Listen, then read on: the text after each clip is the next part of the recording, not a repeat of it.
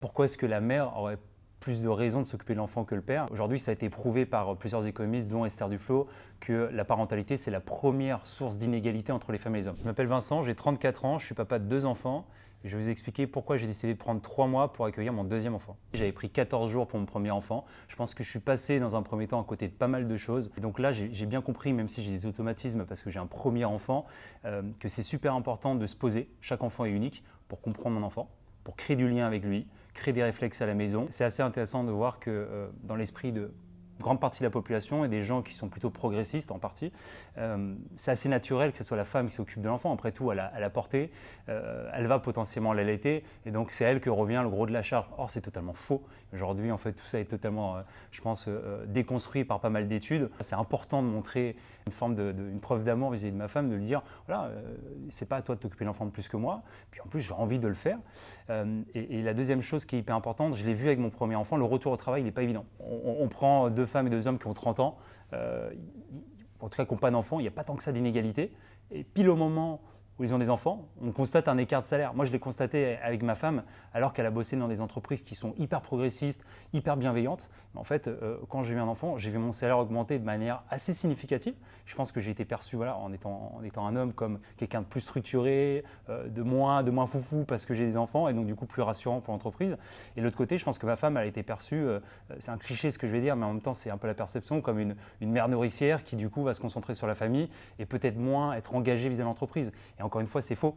Je pense que ça dépend de chaque couple. Il y a des couples dans lesquels le père est plus engagé que la mère et peut-être moins engagé dans l'entreprise. Inversement, voire des couples dans lesquels les parents restent totalement engagés vis-à-vis de l'entreprise, voire même plus. Et je pense que je prends le cas de ma femme et mon cas, on s'organise juste différemment. J'ai appris à bosser le soir, j'ai appris à bosser tôt le matin et effectivement à couper tôt. Je pense que le fait d'être absent, c'est un bon moyen en amont de structurer un certain nombre de process, des choses qui vont rester dans le temps, des choses que je me suis toujours dit que je devais faire en tant que manager et que j'ai jamais fait, à savoir créer des routines, créer plus de connexions entre les équipes.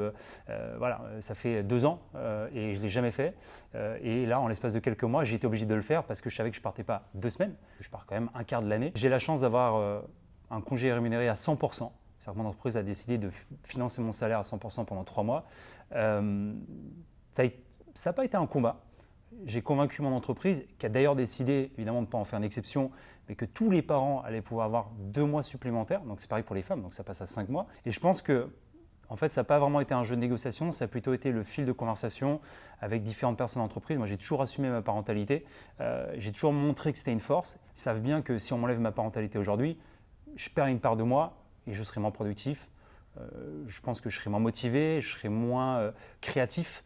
Et donc du coup, c'est une suite assez logique aussi. C'est une manière de dire à quelqu'un qui s'implique dans l'entreprise, voilà, c'est une étape importante pour toi, la parentalité. On sait que ça va continuer à te forger dans les années qui viennent. Donc prends ce temps pour toi, c'est hyper important. Je pense qu'on ne peut pas aujourd'hui, en tout cas c'est la promesse de plein d'entreprises, dire qu'on est progressiste et qu'on a envie du bien-être de ses collaborateurs et à côté dire aux collaborateurs, écoute, fais des enfants et puis continue à travailler comme si tu n'avais pas d'enfants.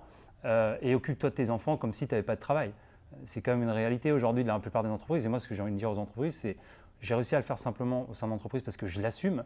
Vos collaborateurs, souvent, ils n'assument pas, ils ont peur que vous les jugiez, ils ont peur que vous les mettiez au placard. Une des principales raisons qui m'a poussé à prendre mon premier congé parental de 14 jours, un peu plus, mais de le faire à moitié, c'était la peur de me faire remplacer, de ne plus être indispensable, de me mettre dans une position de faiblesse.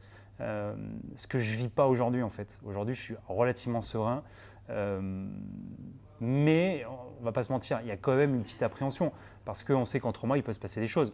Quelqu'un peut arriver dans le collectif, être meilleur que moi, être plus légitime sur mon poste, les gens peuvent m'oublier, il peut y avoir un revirement stratégique, pour plein de raisons évidemment, et je pense que c'est une forme de lucidité. Oui, surtout dans les entreprises de petite et moyenne taille, j'ai un peu peur de ça, mais en même temps, je suis serein.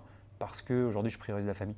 Et ça, je pense que c'est un message hyper important à passer. Il y a un avant enfant et il y a un après. Mais je pense qu'il est super positif. Et je pense qu'en tant que parent, d'ailleurs, on a une forme de productivité qui est hyper saine et hyper moteur pour l'entreprise.